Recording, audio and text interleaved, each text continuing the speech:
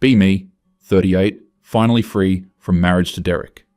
Took 2 years, but I got everything I wanted in the divorce. The house?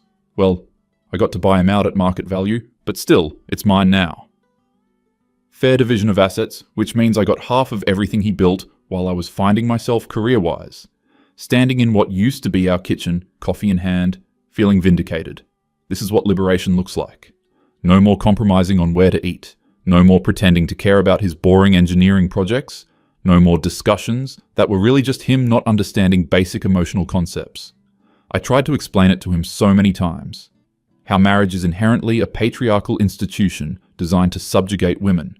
How his expectations of me were rooted in outdated gender norms. He'd always do this thing where he'd pause before responding. Like he was carefully choosing his words not to upset me. Which just upset me more because why should I need to be handled?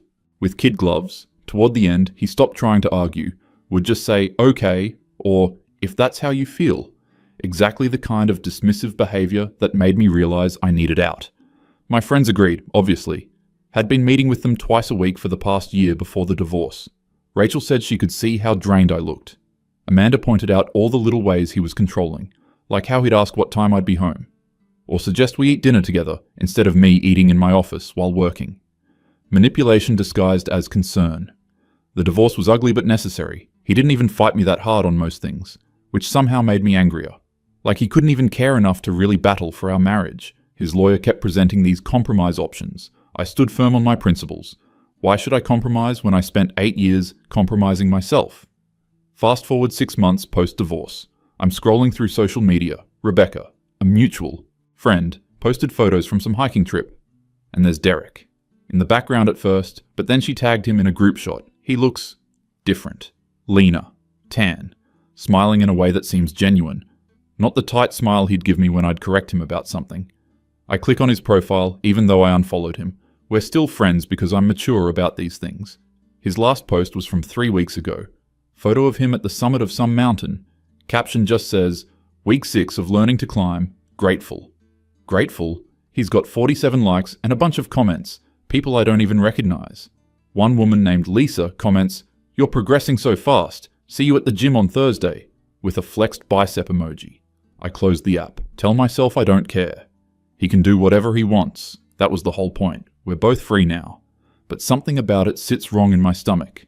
Keep checking his profile over the next few days. He's posted about joining some climbing gym, started a book club. There's a photo of him with 3 other guys at a brewery, all holding these craft beers, looking like they're having an actual conversation. When we were married, he barely had friends.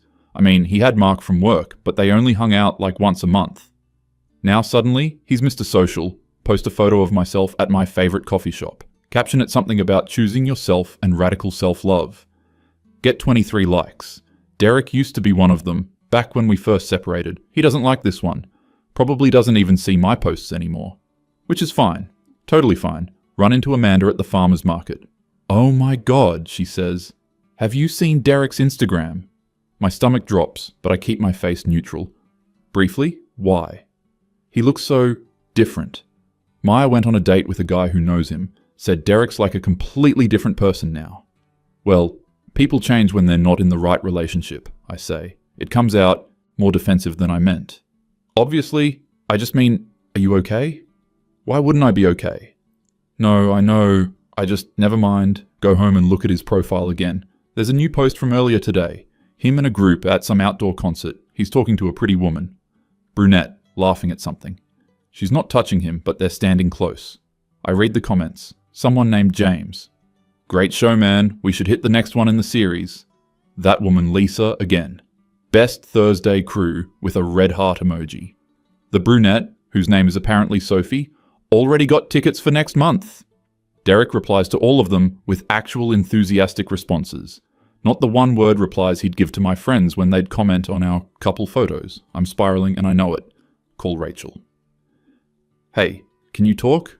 I'm having a weird day. What's up? It's stupid. It's about Derek. Oh no, is he bothering you? Do you need to document something? No, nothing like that. He's just... I don't know. He seems really happy. Silence on the other end. Isn't that good? Rachel finally says. Of course it's good. I want him to be happy. I can't finish the sentence. Because how do I explain that seeing him actually thrive is making me question everything?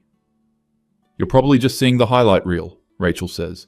You know how people curate their lives online. Yeah, you're right. But I know Derek. Knew Derek. He barely posted when we were together. Said he didn't see the point in performing his life for others. I was the one who insisted we post couple photos. Said it was important to normalize feminist partnerships. He'd let me but never seemed comfortable.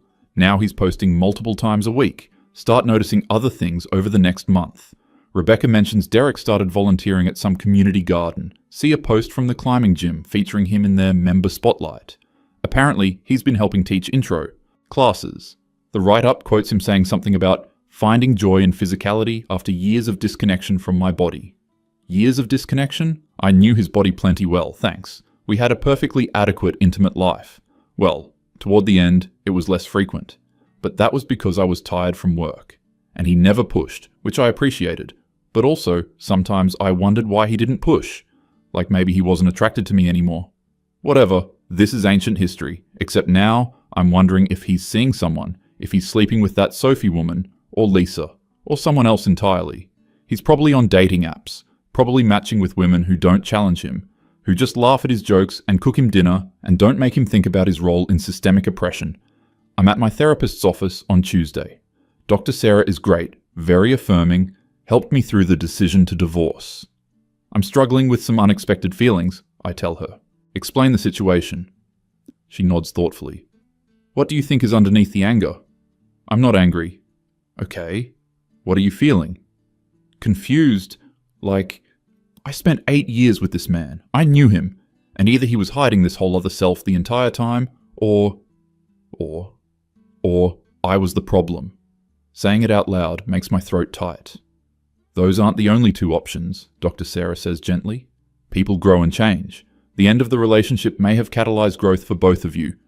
But I'm not growing. I'm the same as I was. I'm just alone now. Are you the same?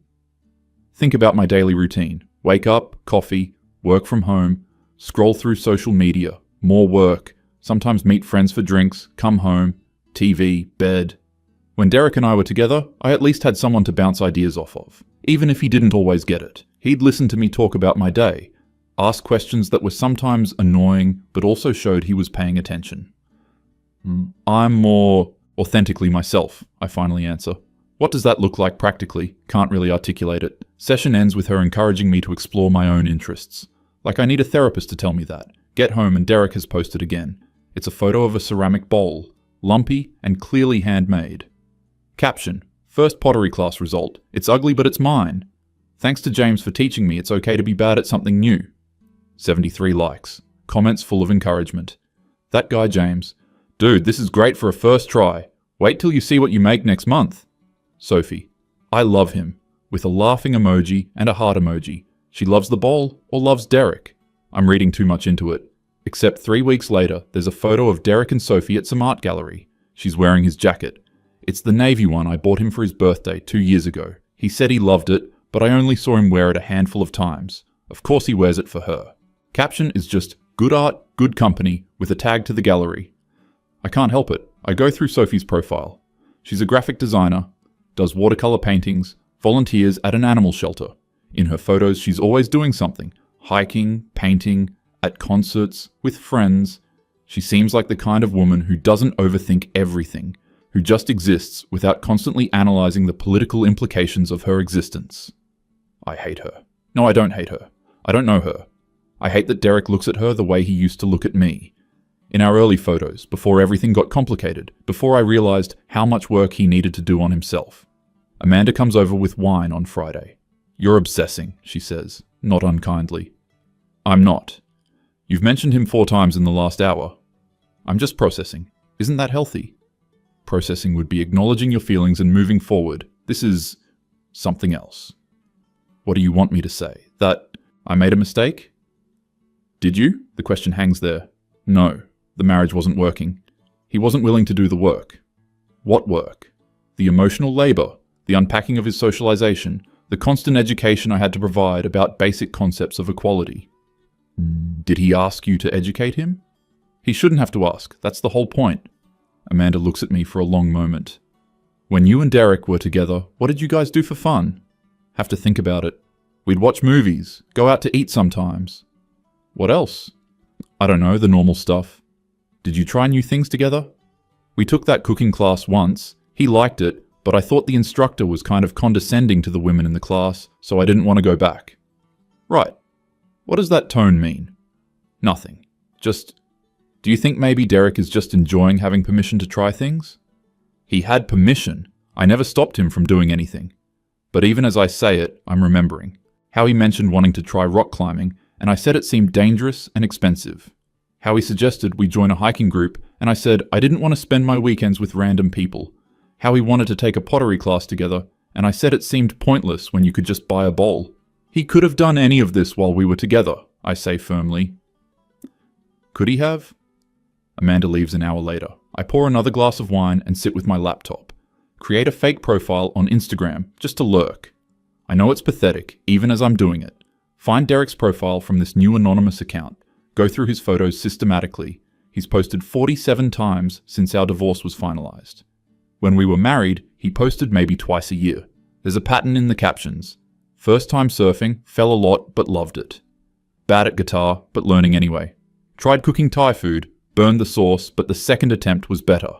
Everything is about being bad at things, trying anyway, learning. Like he's deliberately doing the opposite of what he did with me. With me, he was always careful, always trying to do things right, always asking if I was happy with whatever choice we were making, and I'd gotten so tired of being the one to decide everything. But maybe he was asking because I shot down his suggestions. No, that's not fair to myself. I was advocating for my needs. That's what you're supposed to do in a relationship. He just couldn't handle being with a woman who knew what she wanted. 3 months after the divorce, Rachel invites me to a dinner party. I almost say no, but my therapist says I've been isolating. Show up with expensive wine and my best casual but attractive outfit. Rachel's apartment is full of people I half know, music playing, everyone talking and laughing. I'm pouring myself a drink in the kitchen when someone says, "Oh, I think you know Derek, right? He just texted he's running late." My whole body goes cold. Derek is coming here? I should go, I say to Rachel. I'm not feeling well. Please don't. I didn't know you'd be this uncomfortable. He said he was fine with it when I mentioned you'd be here. He knew I was coming? Yeah, he said that's cool, we're both adults. Of course he did, because he's so evolved now, so mature. I'm trapped because leaving now looks weak. Pour myself more wine and plant myself in the living room, talking to some guy named Andre about his startup. Not really listening, just watching the door. Derek arrives 20 minutes later. He's not alone. Sophie is with him. She's wearing a sundress and has her hair up. Looks effortlessly pretty in that way that seems calculated, but probably isn't. Derek sees me and his expression does something complicated, but then he smiles, walks over. Hey, good to see you. Hi. It's the first time we've spoken since the lawyers handled everything. This is Sophie, he says. Sophie, this is my ex-wife. He doesn't say my name, which stings for some reason. Nice to meet you, Sophie says warmly. She seems genuine, which makes it worse. You too. Awkward silence. I'm going to grab a drink, Sophie says tactfully, squeezing Derek's arm. Now it's just us. You look good, he says. Thanks. You too. It's true. He's wearing a button-up shirt I don't recognize. Looks like he's been sleeping well. How have you been? He asks. Good. Busy with work, you know. That's good. I'm glad. He seems like he means it. You seem different, I say. Can't help myself. Yeah, I feel different. It's been a really good few months, actually. Hard, but good. I can see that. Your Instagram looks like you're having the time of your life. It comes out more bitter than I intended. He pauses. That same careful pause he used to do. I'm just trying new things. Feels like I have more space to figure out who I am, you know? You had space before. I never stopped you from doing anything. He looks at me for a long moment. I know you believe that. What's that supposed to mean? Nothing. This probably isn't the time or place. No. Say what you were going to say. He glances around. We're drawing attention. Okay, not nothing. But can we maybe step outside? Follow him to Rachel's balcony. City lights spread out below us. He leans on the railing. I didn't have space, he says quietly. Every time I wanted to try something, there was a reason it was problematic or wasteful or dangerous or whatever. I just No, I got tired of running everything through that filter. So this is my fault? You not having hobbies? I didn't say fault. I'm just saying the relationship had a dynamic that wasn't working for me. Clearly it wasn't working for you either, or you wouldn't have wanted out. I wanted out because you wouldn't grow. He actually laughs. Not mean, just genuinely amused. I'm growing now. More than I ever did when I was being told all the ways I needed to grow. That's not fair. Maybe not. Look, I don't want to do this. I didn't come here to relitigate our marriage. I actually came because I'm trying to be someone who doesn't avoid uncomfortable situations anymore. How brave of you. He sighs. I wanted to tell you something, and I was going to text, but since you're here, I'm glad we got divorced. The words hit like a slap. I know that sounds harsh, he continues, but I think it was the best thing for both of us. I'm happier than I've been in years. I hope you are too. Of course I am. Good, but I'm not. Standing here, looking at him, I realize I'm not happy at all. I'm the same person I was in the marriage, just alone, while he's become someone new, someone lighter, someone who makes pottery and climbs rocks and goes to concerts. All the things I thought were beside the point. All the things I dismissed as distractions from the real work of interrogating power structures and dismantling patriarchal expectations. Who is she? I ask. Sophie? We're taking it slow. She's great though. I'm sure she is. She seems very uncomplicated. Immediately regret saying it. She is pretty straightforward, he says. It's refreshing actually. She just says what she means and doesn't... Never mind. Doesn't what? She doesn't make me feel like I'm constantly failing some test I didn't know I was taking. The words settle between us. I never did that. Okay. He doesn't argue, just accepts my denial like it doesn't matter what I think.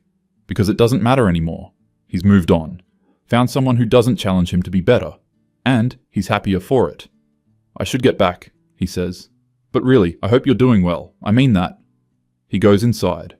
I watch through the glass as he finds Sophie. She hands him a beer and says something that makes him laugh. Really laugh. Head back. Genuine. I don't remember the last time I made him laugh like that. Stay on the balcony for a while. Rachel comes out eventually. You okay? He said, he's glad we divorced. Oh, that's harsh. He looks so happy, Rachel. Happier than he ever looked with me.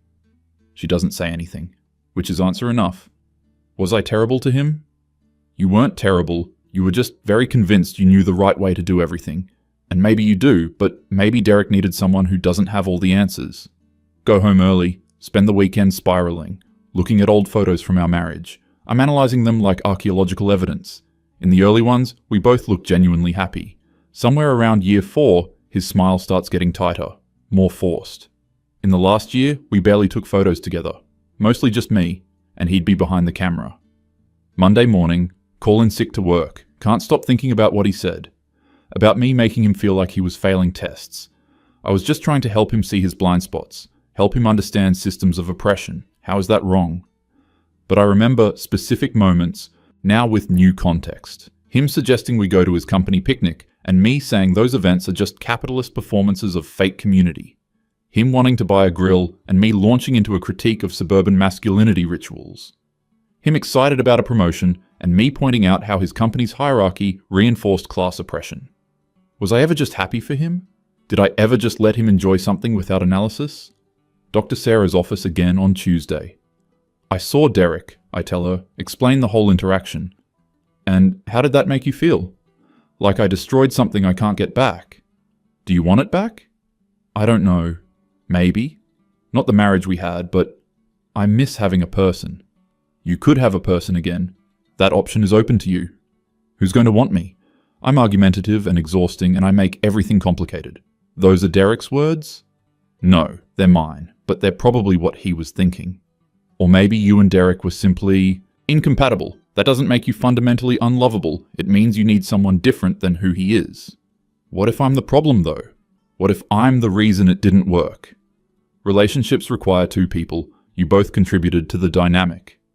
But he's thriving now, I'm not. So what are you going to do about that? Don't have an answer. See on Instagram that Derek and Sophie went on a weekend trip to the coast. Photos of them on a beach, building a fire, roasting marshmallows, looking stupidly happy, doing simple things. The kind of things I always thought were banal, beneath us. But maybe I was wrong. Maybe there's value in simplicity, in just enjoying something without deconstructing it. Try to start making changes. Sign up for a painting class. Go twice and quit because the instructor uses the wrong pronouns for someone and doesn't seem educated about it. Join a hiking group. Complain the whole first hike about the environmental impact of trail erosion. Don't get invited back. Try a book club. Get into an argument about the author's problematic elements. Everyone gets quiet and changes the subject. I'm the problem. I'm the Derek in all of these situations. Except, I don't know how to be different. This is who I am. Someone who sees the problems. Who can't just enjoy something without noticing all the ways it's flawed. Maybe that's valuable. Maybe that's important. But it's also exhausting. And it's lonely. Months pass. Derek posts about moving in with Sophie. They adopted a dog together. Some goofy mixed breed named Walter. The photos of the three of them look like a catalogue for happiness. I'm scrolling through while eating takeout alone at my kitchen counter. The house feels too big now, too quiet. I keep it immaculately clean because there's nothing else to do. No one to make messes. No one to leave dishes in the sink and spark arguments about domestic labour distribution. Rachel and Amanda have been less available lately. They say they're busy, but I think they're tired of me. Tired of the same conversations. Tired of my inability to move forward. Dr. Sarah suggests maybe I'm depressed. Offers medication. I refuse because I don't want to numb myself. Want to feel this. Even though it's terrible. One night, break down and text Derek. Hey, I know this is weird, but I wanted to say I'm sorry for how things were. You seem really happy, and I'm glad for you. Stare at my phone for an hour. He responds, Thank you for saying that. I hope you find your happiness too. Take care of yourself. Polite, distant, final. He's really gone. Not just physically, but emotionally. I'm not a thought in his head anymore. Just someone he used to know. Someone he's relieved to be free from. Realize I spent 8 years with someone. Shared a home, a bed, a life, and now I'm a footnote in his story. The before picture that makes his after look so good. The cautionary tale he probably tells Sophie late at night. My ex-wife was so intense about everything. I couldn't breathe. And Sophie probably holds him and says something supportive, and feels grateful she's not like me. That she's the kind of woman a man can be happy with. Sit with that for a long time. The knowing that I'm the villain in his narrative. And maybe I earned it. Maybe I was so busy being right that I forgot to be kind. So busy teaching that I never learned. So convinced of my framework for understanding the world that I couldn't see what I was doing to the person closest to me. The house is quiet. Just me and my principles. Turns out principles don't keep you warm at night. Don't laugh at your jokes. Don't grow with you. I wanted liberation, and I got it. But liberation feels a lot like loneliness, and Derek got it too. He's liberated from me, and he's blooming, while I'm exactly where I was, right about everything, and completely alone.